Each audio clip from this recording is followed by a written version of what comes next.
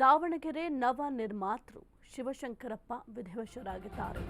ನಗರದ ಎಲ್ಲ ಶಾಲಾ ಕಾಲೇಜುಗಳಿಗೆ ರಜೆಯನ್ನ ಘೋಷಣೆ ಮಾಡಲಾಗಿದೆ.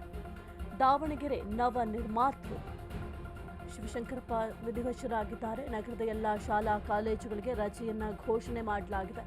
ದಾವಣಗೆರೆಯ ವಿವಿಯ ಪರೀಕ್ಷೆಗಳು ಕೂಡ ಮುಂದೂಡಿಕೆಯನ್ನ ಮಾಡಲಾಗಿದೆ. ಸಂಜೆ 5:30 ಸುಮಾರಿಗೆ ಶಾಮನೂರು ಅಂತಿಮ ಸಂಸ್ಕಾರವನ್ನ ಮಾಡಲಾಗುತ್ತೆ.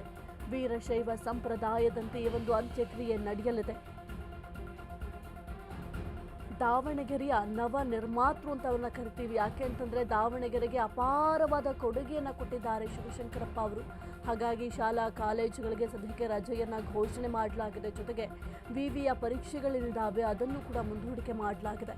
ಸಂಜೆ 5:30 ಸುಮಾರಿಗೆ ಅಂತ್ಯ ಸಂಸ್ಕಾರವನ್ನ ಮಾಡಲಾಗುತ್ತೆ. ವೀರಶೈವ ಸಂಪ್ರದಾಯದಂತೆ ಈ ಒಂದು ಅಂತ್ಯಕ್ರಿಯೆ ನಡೆಯಲಿದೆ. ಸದ್ಯಕ್ಕೆ ಒಂದು ದಾವಣಗೆರೆ ಕ್ಷೇತ್ರಕ್ಕೆ ಬಹಳ ಕೊಡುಗೆಯನ್ನು ಕೊಟ್ಟಿದ್ದಾರೆ. ಅವರ ಕೊಡುಗೆ ಅಪಾರವಾದದ್ದು. ಹಾಗಾಗಿ ಅಲ್ಲಿ ಶಾಲಾ ಕಾಲೇಜುಗಳಿಗೂ ಕೂಡ ಸದ್ಯಕ್ಕೆ ರಜೆಯನ್ನು ಘೋಷಣೆ ಮಾಡಲಾಗಿದೆ. ವಿವಿಯ ಪರೀಕ್ಷೆಗಳನ್ನು ಕೂಡ ಮುಂದೂಡಿಕೆ ಮಾಡಲಾಗಿದೆ. ಸಂಜೆ 5:30ಕ್ಕೆ ಪಾರ್ಥಿವ ಶರೀರ ಸದ್ಯಕ್ಕೆ ಈಗ ಏನು ಅಂತಿಮ ದರ್ಶನಕ್ಕೆ ವ್ಯವಸ್ಥೆಯನ್ನು ಕಲ್ಪಿಸಲಾಗಿದೆ. ಅಂತ್ಯಕ್ರಿಯೆಯನ್ನು ಕೂಡ 5:30ಕ್ಕೆ ಮಾಡಲಾಗತ್ತೆ. ಇನ್ನು ಉದ್ಯಮಿಯಾಗಿದ್ದರು ಶಾಮನೂರು ಶಿವಶಂಕರಪ್ಪ ಅವರು. ಕೇವಲ ರಾಜಕೀಯಕ್ಕೆ ಮಾತ್ರ ತಮ್ಮ ಕೊಡುಗೆಯನ್ನು ಕೊಟ್ಟಿರಲಿಲ್ಲ. ಉದ್ಯಮಿಯಾಗಿದ್ದರು, ವರ್ತಕ ಜಮೀನ್ದಾರರಾಗಿದ್ದರು. ದಾವಣಗೆರೆ ದಕ್ಷಿಣದಲ್ಲಿ ಕಾಂಗ್ರೆಸ್ನ ಪಕ್ಷ ಏನಿದೆ ಆ ಒಂದು ಪಕ್ಷದ ಕಟ್ಟಾಳು ಆಗಿದ್ದರು. ರಾಜಕೀಯದಲ್ಲಿ 5 ದಶಕಗಳ ಅಪಾರ ಅನುಭವ ಅವರಿಗಿದೆ. ಸಾಕಷ್ಟು ಜನ ಅಂದರೆ ಹೊಸದಾಗಿ ಏನು ರಾಜಕೀಯಕ್ಕೆ ಈಗ ಪದಾರ್ಪಣೆ ಮಾಡ್ತಾ ಇದ್ದಾರೆ ಅಥವಾ ಪದಾರ್ಪಣೆ ಮಾಡಿದ್ದಾರೆ ಅವರೆಲ್ಲರೂ ಕೂಡ ಇವರ ಮಾರ್ಗದರ್ಶನವನ್ನು ಪಡಿತಾ ಇದ್ರು. ಮುಖ್ಯವಾಗಿ ಈ ಒಂದು ವೀರಶೈವ ಲಿಂಗಾಯತರೇನಿದ್ದಾರೆ ಅವರೆಲ್ಲರನ್ನು ಕೂಡ ಒಟ್ಟುಗೂಡಿಸ್ಬೇಕು ಅಂತ ಬಹಳ ಕಷ್ಟಪಟ್ಟಿದ್ರು. ಜೊತೆಗೆ ಆ ಒಂದು ವೀರಶೈವ ಸಮಾಜದ ಪ್ರತಿನಿಧಿಯಾಗಿ ನಿಲ್ತಾ ಇದ್ರು. ಅವರಿಗೇನೇ ಒಂದು ಸಮಸ್ಯೆ ಬಂದರೂ ಕೂಡ ಮೊದಲು ನಿಲ್ತಾ ಇದ್ದಂತಹ ವ್ಯಕ್ತಿಯೇ ಶಾಮನೂರು ಶಿವಶಂಕರಪ್ಪ ಅವರು. ಅವರಿಗೆ 94 ವರ್ಷ ಆದರೂ ಕೂಡ ಈಗಲೂ ಅಷ್ಟೇ ವೀರಶೈವ ಲಿಂಗಾಯತರಿಗೆ ಏನಾದರೂ ತೊಂದರೆ ಆಗ್ತಾ ಇದೆ ಅಥವಾ ವೀರಶೈವ ಲಿಂಗಾಯತರಿಗೆ ಒಂದು ಅನುದಾನದ ವಿಚಾರ ಆಗಿರಬಹುದು, ಏನೇ ವಿಚಾರ ಆದರೂ ಕೂಡ ಮೊದಲ ಸಾಲಿನಲ್ಲಿ ನಿಲ್ತಾ ಇದ್ದಿದ್ದು ಶಾಮನೂರು ಶಿವಶಂಕರಪ್ಪ ಅವರು. ವೀರಶೈವ ಲಿಂಗಾಯತ ಸಮಾಜಕ್ಕೆ ಒಂದು ಬಹುದೊಡ್ಡ ನಷ್ಟ ಆಗಿದೆ. ಕೇವಲ ವೀರಶೈವ ಲಿಂಗಾಯತರಿಗಷ್ಟೇ ಅಲ್ಲ, ಕಾಂಗ್ರೆಸ್ಗೂ ಅಷ್ಟೇ ನಷ್ಟ ಆಗಿದೆ. ಜೊತೆಗೆ ಅವ್ರನ್ನ ಸಾಕಷ್ಟು ಜನರು ಪ್ರೀತಿ ಮಾಡ್ತಾ ಇದ್ರು. ಯಾಕೆಂತಂದರೆ ನೇರ ನುಡಿ, ಅವರ ವ್ಯಕ್ತಿತ್ವ ಬಹಳ ನೇರವಾಗಿರ್ತಿತ್ತು. ಯಾರಿಗೂ ಕೂಡ ಒಂದು ಬೇಸರ ಮಾಡ್ತಾ ಇರಲಿಲ್ಲ. ಎಲ್ಲರ ಜೊತೆಯೂ ಕೂಡ ನಗ್ನಗ್ನ ಮಾತನಾಡ್ತಾ ಇದ್ರು. ಇನ್ನು ದಾವಣಗೆರೆಯನ್ನು ಆ ಒಂದು ನವ ನಿರ್ಮಾತೃ ಅಂತ ಕರಿತೀವಿ. ಏಕೆಂತಂದರೆ ದಾವಣಗೆರೆಗೆ ಅಪಾರವಾದ ಕೊಡುಗೆಯನ್ನು ಕೊಟ್ಟಿದ್ದಾರೆ. ಇನ್ನು ಕಾಂಗ್ರೆಸ್ನ ಕಟ್ಟಾಳು ಆಗಿದ್ರು. ಅಷ್ಟೇ ಅಲ್ಲ, ಇನ್ನು ಶಿವಶಂಕರಪ್ಪ ಸದ್ಯಕ್ಕೆ ವಿಧಿವಶರಾಗಿದ್ದಾರೆ ಅಂತ ಆ ಒಂದು ದಾವಣಗೆರೆಯ ಭಾಗದ ಜನತೆಗೆ ಜೀರ್ಣ ಮಾಡ್ಕೊಳ್ಳಿಕ್ಕೆ ಕೂಡ ಸಾಧ್ಯ ಆಗೋದಿಲ್ಲ. ಅವರ ಕೊಡುಗೆ ಅಷ್ಟಿದೆ.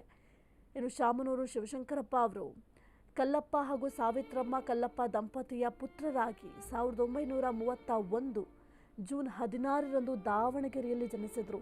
ಹುಟ್ಟೂರಾಗಿರೋದ್ರಿಂದ ಬಹಳ ಸೇವೆಯನ್ನು ಮಾಡಿದ್ದಾರೆ ದಾವಣಗೆರೆಗೆ. ಇಂಟರ್ಮೀಡಿಯೇಟ್ ಶಿಕ್ಷಣ ಪೂರೈಸಿದ ಅವರು ಪಾರ್ವತಮ್ಮ ಶಿವಶಂಕರಪ್ಪ ಅವರನ್ನು ವರಿಸಿದ್ರು. ದಂಪತಿಗೆ 3 ಪುತ್ರರಿದ್ದರು, 4 ಪುತ್ರಿಯರಿದ್ದರು. ಜಿಲ್ಲಾ ಪರಿಷತ್ ಮಾಜಿ ಅಧ್ಯಕ್ಷರಾಗಿರುವ ಶಿವಶಂಕರಪ್ಪ ಅವರು SS ಬಕ್ಕೇಶ್ ಓರ್ವ ಉದ್ಯಮಿ ಕೂಡ. ಇನ್ನೋರ್ವ ಪುತ್ರ SS ಗಣೇಶ್ ಕಾಂಗ್ರೆಸ್ಸಿನ ಹಿರಿಯ ಮುಖಂಡನಾಗಿದ್ದುಕೊಂಡು ಉದ್ಯಮದಲ್ಲೂ ಕೂಡ ತೊಡಗಿಸ್ಕೊಂಡಿದ್ರು. ಒಂದೇ ಕ್ಷೇತ್ರದಲ್ಲಿ ಮಕ್ಕಳು ಅಷ್ಟೇ. ಕೇವಲ ನಾನು ರಾಜಕೀಯದಲ್ಲಿದ್ದೀನಿ, ಹಾಗಾಗಿ ನನ್ನ ಮಕ್ಕಳು ಕೂಡ ರಾಜಕೀಯದಲ್ಲಿರಬೇಕು ಅಂತ ಯಾವತ್ತೂ ಮಕ್ಕಳಿಗೂ ಅಷ್ಟೇ ರೆಸ್ಟ್ರಿಕ್ಷನ್ಸ್ ಮಾಡಿರಲಿಲ್ಲ. ಅವರಿಗೆ ಯಾವ ಒಂದು ಫೀಲ್ಡನ್ನು ಸೆಲೆಕ್ಟ್ ಮಾಡ್ಕೊಳ್ಬೇಕು ಆ ಒಂದು ಫೀಲ್ಡಲ್ಲಿ ಅವರು ಕೂಡ ಬೆಳೀಲಿ ಅಂತ ಬಹಳ ಉತ್ತೇಜವನ್ನು ಮಕ್ಕಳಿಗೆ ಕೊಡ್ತಾಯಿದ್ರು. ಇನ್ನು SS ಮಲ್ಲಿಕಾರ್ಜುನ್ ಅವರು ಮತ್ತೋರ್ವ ಮಗ, ಪ್ರಸ್ತುತ ಗಣಿ ಮತ್ತು ಭೂವಿಜ್ಞಾನ ಮತ್ತು ತೋಟಗಾರಿಕೆ ಸಚಿವರಾಗಿದ್ದಾರೆ.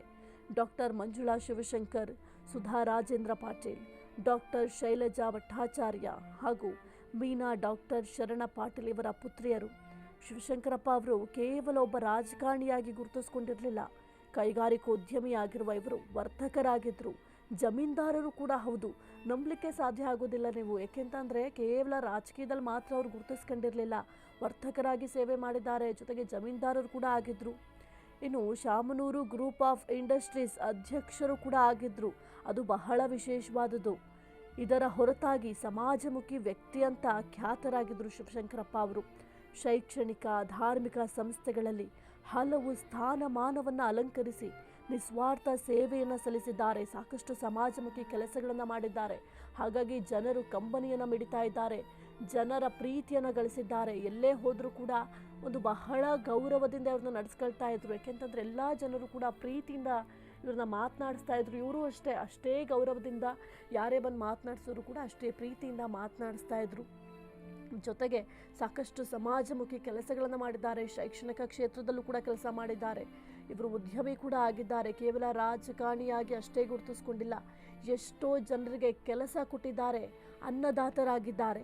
ಹಾಗಾಗಿ ಸಾಕಷ್ಟು ಜನರು ಕಂಬನಿಯನ್ನು ಮಿಡಿತಿದ್ದಾರೆ. ಹಲವು ಸ್ಥಾನಮಾನವನ್ನು ಅಲಂಕರಿಸಿ ನಿಸ್ವಾರ್ಥ ಸೇವೆಯನ್ನು ಕೂಡ ಶಾಮನೂರು ಶಿವಶಂಕರಪ್ಪ ಅವರು ವಿಧಿವಶರಾಗಿದ್ದಾರೆ. ಬಹಳ ಬೇಸರದ ಸಂಗತಿ. ಎಲ್ಲ ಗಣ್ಯಾತಿ ಗಣ್ಯರು ಕೂಡ ಸದ್ಯಕ್ಕೆ ಒಂದು ಪಾರ್ಥಿವ ಶರೀರವನ್ನು ಅಂತಿಮ ನಮನ ಸಲ್ಲಿಸಲಿಕ್ಕೆ ಹೋಗ್ತಾರೆ ದಾವಣಗೆರೆಗೆ.